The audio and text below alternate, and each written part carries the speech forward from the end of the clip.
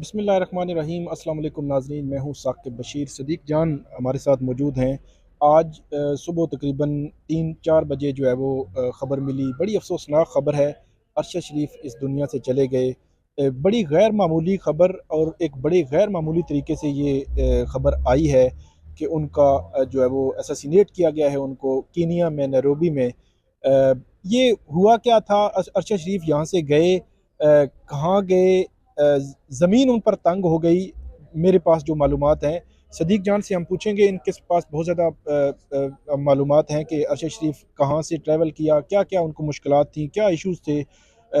एक चीज़, अभी हम इस्लामाबाद हाई कोर्ट में चीफ जस्टिस की अदालत के बाहर जो है वो मौजूद हैं। यहाँ से एक ऑर्डर भी हुआ है कि सेक्रेटरी इंटीरियर और सेक्रेटरी खारजा जो है वो फौरी तौर पर जो फैमिली है अरशद शरीफ उनकी, उनसे रब्ता करें और उनकी जो डेड बॉडी वापस लाने के हवाले से इक़दामात करें।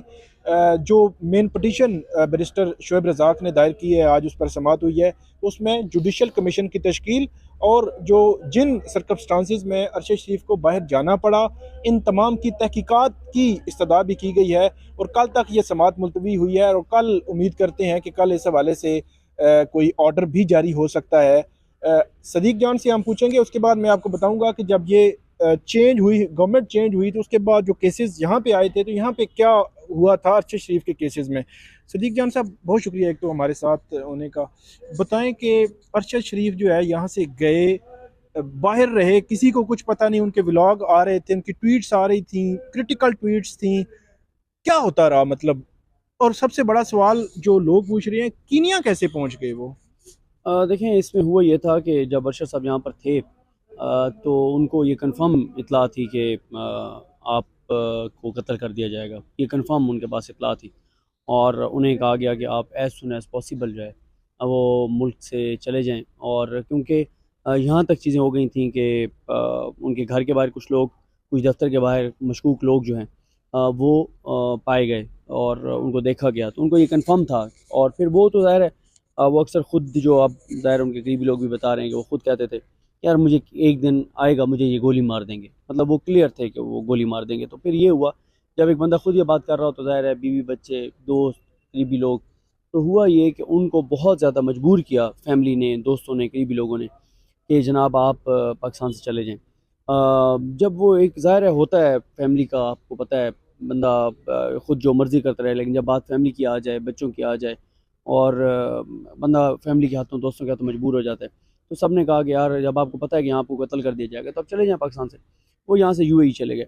वो यूएई गए तो ये आज ही उनके करीबी लोगों ने ये इंकशाफ किया और अब तो ये बात कोर्ट में भी कर दी गई, आपने सुन लिया कि पाकिस्तान की अथॉरिटीज़ ने यूएई राब्ता किया कि हमें ये बंदा चाहिए और आप इसको डिपोर्ट करें। तो अरशद शरीफ साहब को यूएई की अथॉरिटीज़ ने 48 घंटे का वक्त दिया कि आपके पास 48 घंटे आप निकल जाएँ। उनके पास किसी और मुल्क का वीज़ा नहीं था। और अच्छा, इस चीज़ पे ज़ाहिर है गलत बयानी नहीं करनी चाहिए।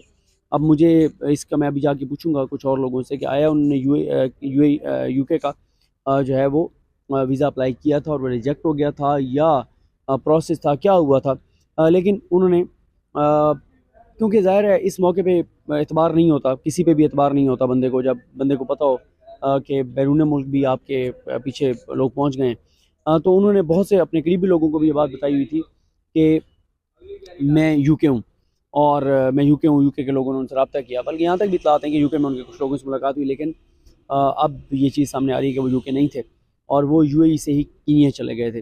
अच्छा, कीनिया क्योंकि वहाँ पे वीज़े वगैरह की ज़रूरत नहीं थी और वो चले गए वहाँ पे।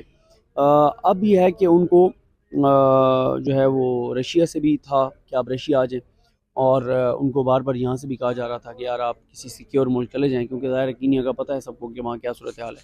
तो बस फिर रात ये वाक़या हुआ, ये सान्या हुआ और फ्रंट सीट पर वो बैठे थे और उनको जो है स्नाइपर ने जो है वो गोली मारी। पहली खबर आई कहाँ से, कैसे कम्युनिकेट हुआ? फैमिली को कुछ है, आइडिया है आपको? जो ड्राइव कर रहे थे, जो अभी तक मैंने आपको बताया ना कि अभी ज़ाहिर है हाँ, चीज़ें और चीज़ें आएंगी। सामने आएंगी, लेकिन अभी तक जो पता चला वो यही है कि जो ड्राइव कर रहा था, जिनके पास वो गए हुए थे, वो ड्राइव कर रहे थे, अरशद साहब साथ बैठे थे, तो स्नाइपर ने फायर किया और उनको लगा, तो वो जो साथ बैठे थे उन्होंने फिर जो है वो यहाँ पे इतला दी पाकिस्तान के, ये हो गया। तो एक सवाल बड़ा मतलब अजीब सा है कि क्या ये कह सकते हैं कि उन पर जो ये दुनिया है वो तंग कर दी गई थी। मतलब ये है कि पाकिस्तान के बाहर यूके अगर एक जर्नलिस्ट को रिज़ाइन जो है वो नहीं दे रहा, यूके अगर जो उसको वीज़ा नहीं दे रहा, और ऐसे जर्नलिस्ट जिसका एक पूरा कैरियर है, तो मेरा ये ख्याल है कि जो सहाफ़ियों को वीज़े जो है वो बड़ी आसानी से मिल जाते हैं, और जिसका एक पूरा कैरियर हो उनको तो बहुत ही आसानी से मिल जाते हैं। डेफ़िनेटली उसमें गवर्नमेंट ऑफ पाकिस्तान का भी होगा रोल, जिस तरह यूएई का बताया आपने कि उनको डिपोर्ट करना जो है वो ऑर्डर हो चुके थे, उन्होंने रिलैक्स किया था। तो ये कह सकते हैं हम कि उन पर जो है वो ये दुनिया जो है वो तंग कर दी गई थी। ये देखें साकिब बशीर साहब, ये पैगाम बड़ा वाज़ेह है। ये पैगाम यही है, आपने बिल्कुल दुरुस्त निशानदेही की कि हम तो कहते हैं ना कि पाकिस्तान की ज़मीन तंग कर दी, उन पर दुनिया की ज़मीन तंग की गई। और ये मैसेज है अरशद शरीफ साहब के साथ जो हुआ, कि आप दुनिया के जिस भी कोने में चले जाएंगे तो भी आप को नहीं बख्शा जाएगा, आपको नहीं छोड़ा जाएगा और आपको वहाँ पे भी मरवा दिया जाएगा। तो ये मैसेज बड़ा वाज़ेह है, सबके लिए पैगाम है कि अपनी अपनी डायरेक्शन वाज़ेह कर लें, बोलना है या खामोश रहना है। और बात यह ना कि कल आपने देख लिया कि जहाँ पे मुल्क का वज़ीर ख़ारजा जो है वो खड़े होकर कहे कि मैं बेबस हूँ, मेरी हुकूमत बेबस है, जाओ जिनके घर के बाहर या जिनके दायरे के बाहर एहतजाज करना है वहाँ जाके कर लो, तो फिर बात ही ख़त्म हो गई। बहुत शुक्रिया। तो सदीक जान जो है उनसे आपने सुना कि ये हुआ क्या है, एक्चुअली मामला जो है हुआ क्या, कहाँ से शुरू हुआ, क्या मामला हुआ। सिर्फ एक बात करके मैं जो है वो आज की वीडियो हम ख़त्म करेंगे। बड़ा एक अफसोसनाक ये वाक़या है।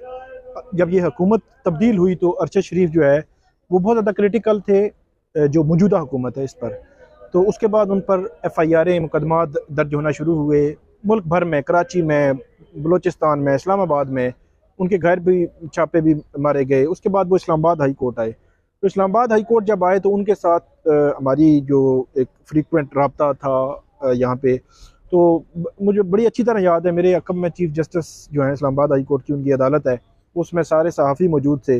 बड़ी अजीब सी सिचुएशन बन गई है। चीफ जस्टिस ने एक दफ़ा अर्जन की समात, फिर दूसरी दफ़ा अर्जन की कि जो कराची में केसेस हैं, बलूचिस्तान में जो केसेस हैं, उनको कैसे हम डायरेक्ट कर सकते हैं, वो हमारा दायरा इख्तियार नहीं बनता। तो उस वक़्त सारे सहाफ़ी भी मौजूद थे, सारी तंजीमें भी मौजूद थीं, वकला भी मौजूद थे। तो फिर चीफ जस्टिस ने जो हम रिपोर्टर्स हैं, कोर्ट रिपोर्टर्स हैं, उनसे भी पूछा। तो एक स्टैंड एक जो हमारा रहा है उस पर आज भी हम कायम हैं कि किसी भी जर्नलिस्ट को क्रिटिकल, डेफिनेटली जर्नलिस्ट होते हैं, अपनी अपनी राय होती है, कोई इस साइड के कोई साइड्स के, लेकिन यह है कि उनके खिलाफ अगर कोई कार्रवाई करनी भी है कानूनी तौर पर होनी चाहिए। कानून ने एक रास्ता दिया है। मतलब यही आप कह लें कि एक अगर उस पर इल्ज़ाम है एक चीज़ का तो एक ही FIR होगी, 10 FIR नहीं होंगी। तो चीफ जस्टिस ने जब हमसे पूछा तो मैं भी रोस्ट्रम पे गया और मैंने बड़ा क्लियर चीफ जस्टिस को ये रिक्वेस्ट की कि जो इस्लामाबाद के ये जर्नलिस्ट हैं, अरशद शरीफ हैं, इनको धमकियाँ आ रही हैं, इनको कत्ल की धमकियाँ आ रही हैं, ये अगर जाएंगे कराची में, बलूचिस्तान में कहीं पे भी, तो इनको कोई हादसा आ गया तो उसका जिम्मेदार कौन होगा। तो इसलिए अदालत जो है वो कम से कम इस्लामाबाद की हद तक ये ऑर्डर करे कि किसी भी सूबे को अगर वो चाहिए तो वो इस्लामाबाद हाई कोर्ट के उस फैसले या इस्लामाबाद हाई कोर्ट को मुतले करने के साथ मशरूत हो जाएं। तो फिर चीफ जस्टिस ने ये ऑर्डर भी किया और उसके बाद इस्लामाबाद में काफ़ी वो प्रोटेक्शन में भी रहे, काफ़ी अर्सा यहाँ पे आते भी रहे, हमारी जो है वो उनसे बातचीत भी होती रही। इख्तलाफ राय हर किसी के साथ होता है, हो सकता है, इसमें कोई दो राय नहीं है। हमारा इख्तलाफ राय था, लेकिन किसी की जान लेना इस दुनिया से, मतलब ये कि उस बंदे का चला जाना जो है ये बहुत अफसोसनाक है, ये नहीं होना चाहिए। तो ये नाज़रीन आज की हमारी वीडियो थी जो अरशद शरीफ जो है उनकी एक बड़ी अजीबोगरीब ख़बर है, उस पर जो है हमें ये जो है वो वीडियो करनी पड़ी। इस पर आप हमें फ़ीडबैक ज़रूर दीजिएगा। अल्लाह हाफ़िज़।